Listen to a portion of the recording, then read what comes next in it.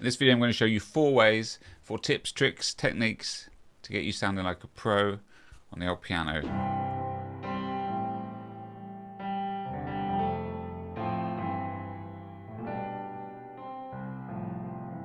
The last little trick sounds so good, yet it's so simple. So make sure you stay to the end to catch that bit. Although I guess you could just skip to that bit if you really have to. I guess this is aimed at those who've maybe learnt their chords but feel like their playing sounds a bit boring or rudimentary. This is not for complete beginners who've never touched the piano before. Right, ready? Tip number 1.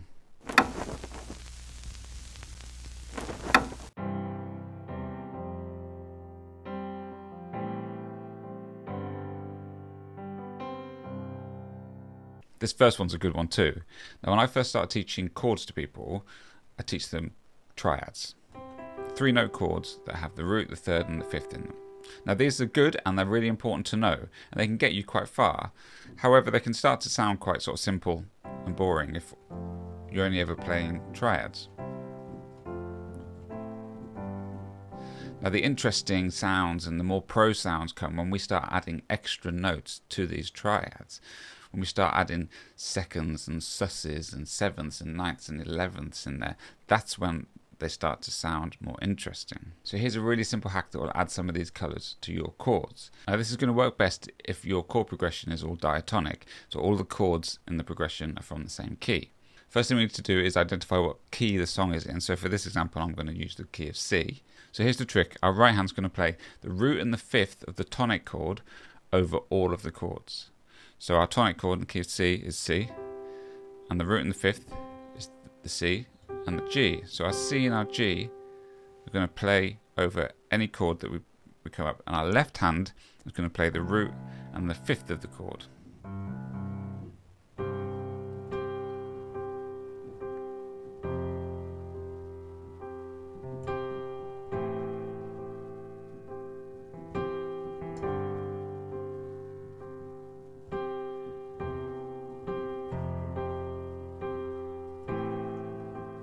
We can change the inversion.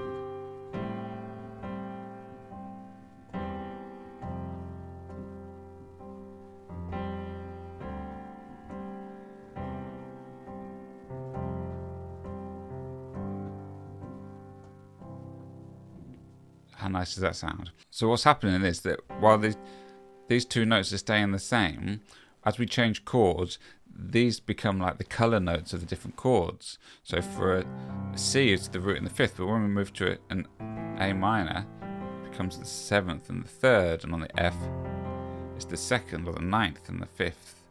On a D minor, we've got the 7th and the 11th.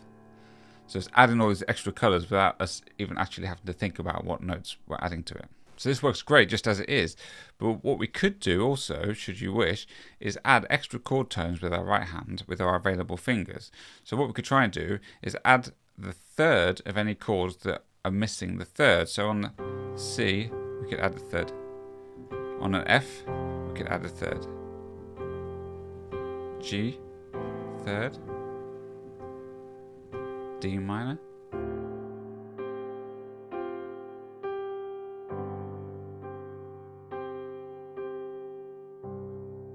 This is a really great trick to start sounding next level, and you find that tons of pro players do exactly the same thing. But this is not an excuse to not learn all of your chords and triads in all of your keys. Now get practice in that in all different keys.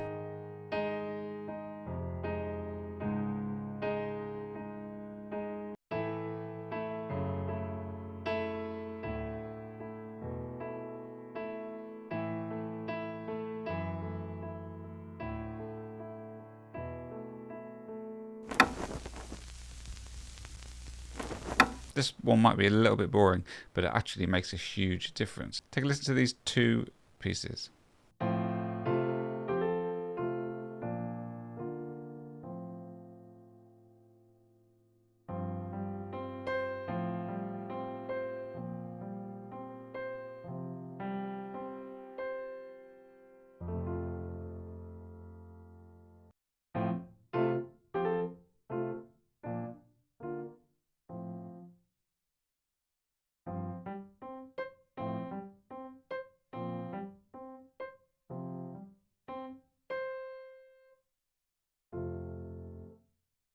And the only difference between those two was the use of my sustain pedal.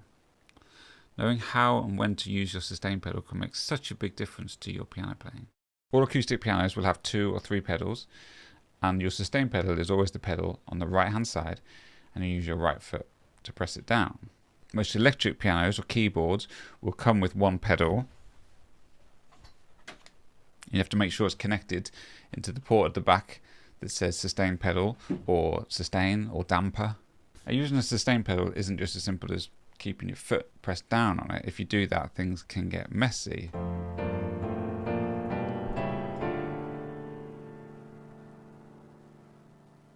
Now, there is a specific technique for using the sustain pedal, and when you first start doing it, it can be a bit tricky, a bit like rubbing your tummy and patting your head. But with a bit of consistent practice over a few days, maybe even just a few hours, I'm certain you'll have it nailed and you won't think about it again. So the technique is to press the pedal down once you've played a chord. And you can keep the pedal down the whole time you're playing that chord. But as soon as you start to play another chord, lift the pedal up and then press it down again to sustain the new chord. We don't want the notes from our last chord to ring out over our next chord.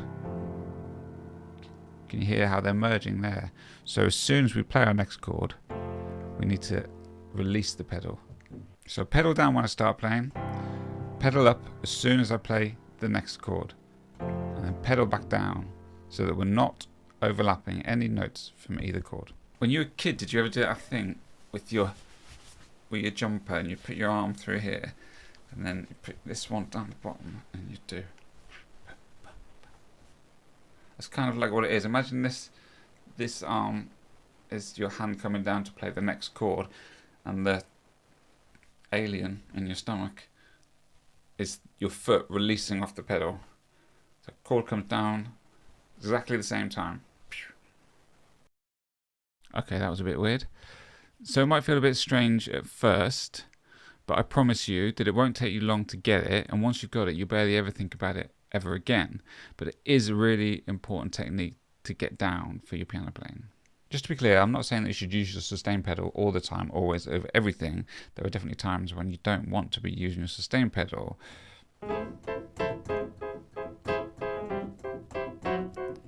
Would sound completely different with a sustain pedal and not what I want to achieve. Now, I really feel this point is a good indicator that can set apart good players from not so good players.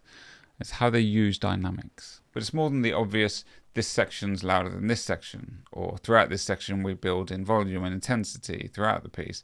It's more nuanced than that. When we play, there's usually lots of separate voices involved.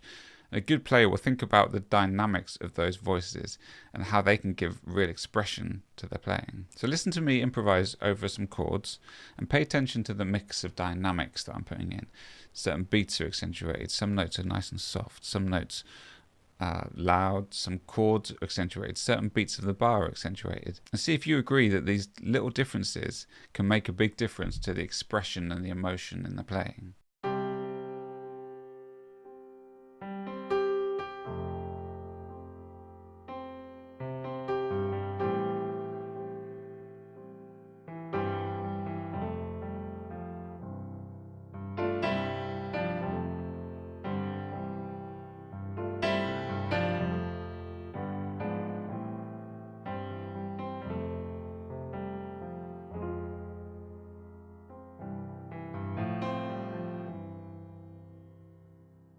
So spend some time playing around a simple chord progression and experiment introducing this idea. So this isn't as much a practical tip as it is a big suggestion to listen, pay attention to the dynamics within playing, listen to other players and listen for their dynamics.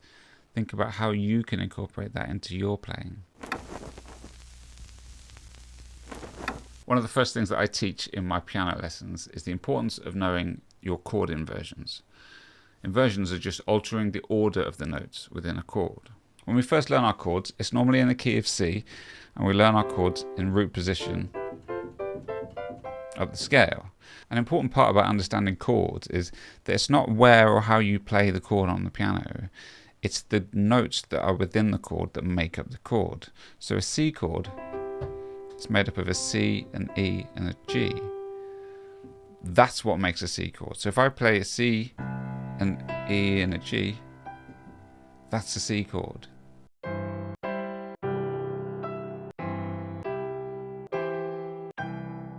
They're all C's. Whenever we play a C, an E and a G together, wherever they are, it's the C chord.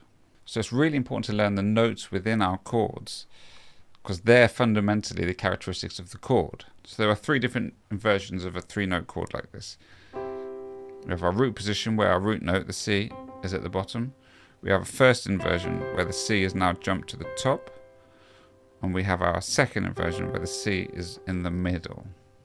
If we do that one more time, but we're back to root position. Now this is the same for any chord.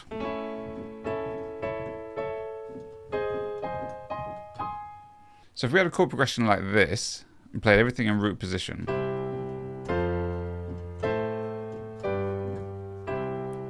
it doesn't sound very smooth, it sounds very jumpy. If you looked at an advanced keyboard player, you might notice that often their right hand doesn't really move very much. And this is because they're using different inversions of chords to minimize the movement in their right hand. And that in turn makes the accompaniment smoother, more cohesive, and probably less distracting. So if we take that progression, instead of playing it in root position, I play it in a mix of inversions. So I'll start in C, but in first inversion, to an F in root position, to an A minor in second inversion, to a G in second inversion, to a C.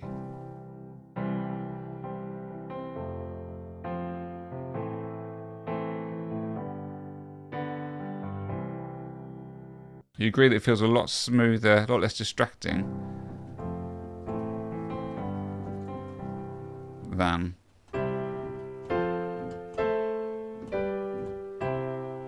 so by playing a variety of inversions, I'm keeping my right hand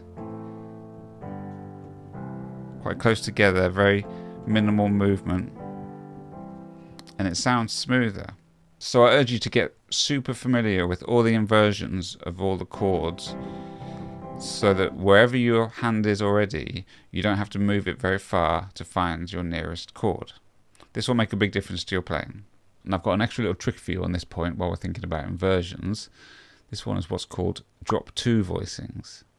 These are really simple, but they sound fantastic. So with drop 2 voicings, all we're going to do is take our triad, and then we're going to take the second note from the top, which with triads obviously is the middle note, and we're going to drop it down an octave. It gives us a nice spread of the chord. Now if we play that,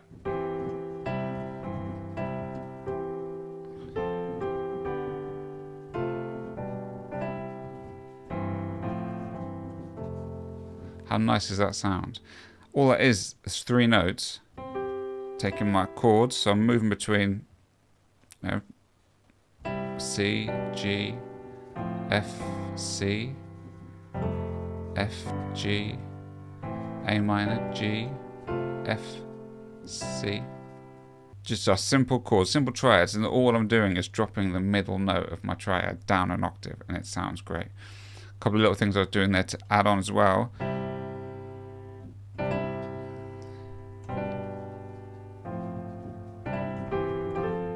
Just a little flick there between our top notes, taking the scale note below. So my F chord, my C chord, C chord, G chord. Just every now and again adding that in.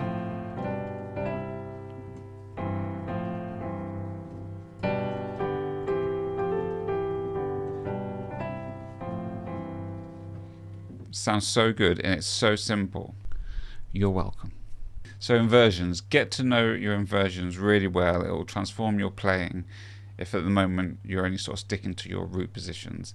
It's really important that you do it, and it will make you sound a step up. And have a good play around with those drop 2 voicings as well. They sound beautiful and they will impress people. So there you go. I hope some of those bits were new information and useful to you. Why not identify 1 or 2 that stood out, and then focus on them, incorporate them into maybe some songs that you already know, and try and get them really under your fingers. Have fun messing about with those, and I'll see you next time. Thanks for being here.